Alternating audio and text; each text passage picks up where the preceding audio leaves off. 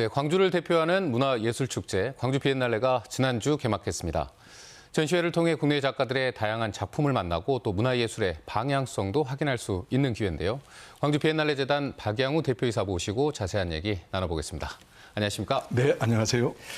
이번 주제가 물처럼 부드럽고 여리게입니다. 이번 전시가 어떤 흐름과 메시지를 담고 있는지 개괄적인 좀 설명을 먼저 부탁드리겠습니다.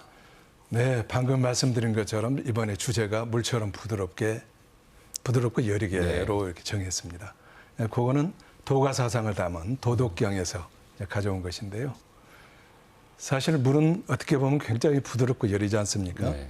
그럼에도 불구하고 대립과 분열과 다툼이 많은 이 세상을 예술이라고 하는 것을 통해서 정말로 물이 약하지만은 땅 지형을 바꿔버리고 또 바위를 녹이듯이 그렇습니다. 이 예술을 통해서 우리 사회가 서로 공존하고 함께하고 연대하고 돌보는 그런 사회가 됐으면 하는 바람을 가지고 이번 전시 주제를 이렇게 정했습니다. 아마 여러분들께서 그걸 느끼실 거라고 생각합니다. 네.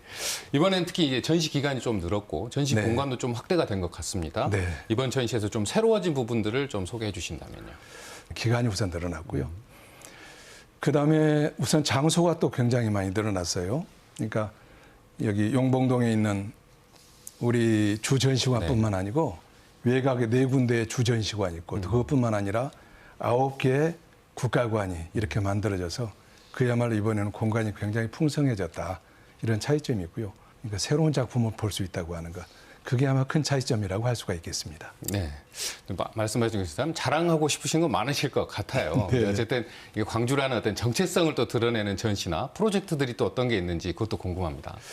네, 원래 비엔날레 자체는 이제 지역성하고 세계성, 그러니까 보편성을 함께 갖는 것인데 지역성 하면은 또 우리 5.18 민주화 운동과 뗄래야 뗄 수가 없잖아요. 그렇습니다. 그래서 우리 오윤 선생의 작품이라든가 또는 이 광주 민주화 운동 요것을 목판화로 만든 것들에서 영감을 하던 말레이시아의 이렇게 그룹들 그다음에 또 외국의 여러 작가들이 이 광주를 중심으로 작품 만든 것들이 있습니다. 네. 말씀해 주신 것처럼 국제적인 위상을 높이기 위한 사실 노력들도 필요하고 네. 그 중에 하나가 이제 파빌리온이라는 핵심 프로젝트인 것 같은데 네, 그렇습니다. 어떤 특징을 갖고 있는 건지 좀 설명 부탁드리겠습니다. 파빌리온은 사실 이 세계 200개가 넘는 비엔날레 중에서 베니스 비엔날레만이 가지고 있는 이 국가관이에요. 그런데 세계에서 거의 이제 2번째로 우리 광주가 이 국가관 형태의 파빌리온을 해보는 것인데 올해는 이제 9개 나라가 참여를 하게 됩니다. 나라들 한번 소개를 했으면 좋겠어요. 카나다, 중국, 프랑스, 이스라엘, 이탈리아, 네덜란드, 스위스, 우크라이나 이 9개국이 되고 그다음에 내년에는 이제 저희들이 한 20개국 정도로 늘리려고 그러는데 이 파빌리온을 통해서 광주 비엔날레의 국제적인 위상이 높아가는 거고 또 광주시 자체가 세계 미술 시장, 미술계의 메카를 만들자. 또 이걸 통해서 외국의 관람객들 한 명이라도 더 유치하자.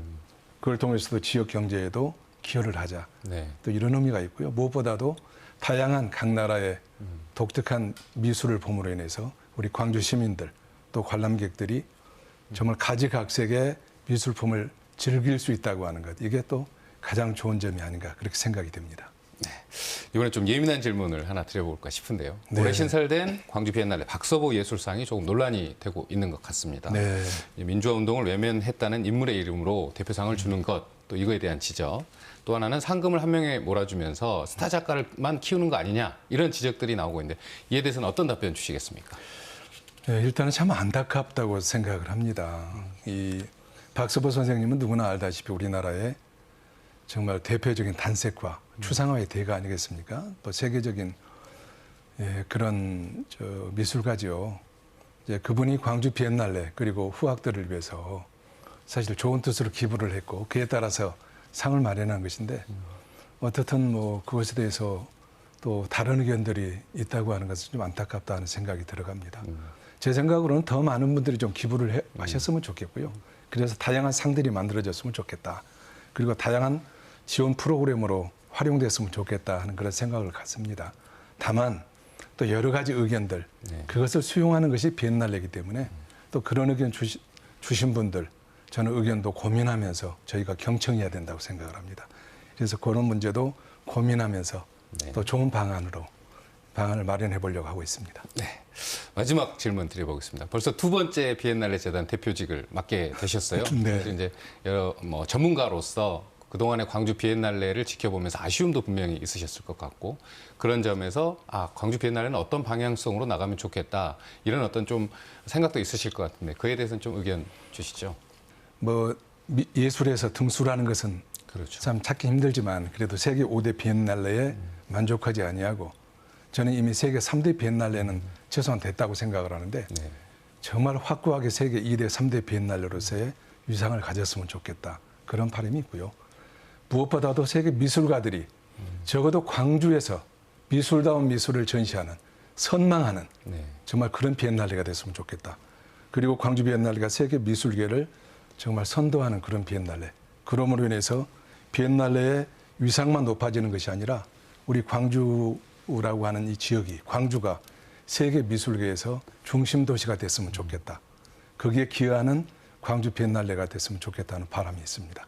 또 그러기 위해서는 시민들의 관심 또 공감이 모여야 이 비엔날레가 한 단계 더 발돋움할 수 있지 않을까 이런 생각을 갖게 되는데요. 네. 오늘 이야기 여기까지 듣도록 하겠습니다. 박양우 광주 비엔날레 재단 대표와 이야기 나눴습니다. 감사합니다. 네, 감사합니다.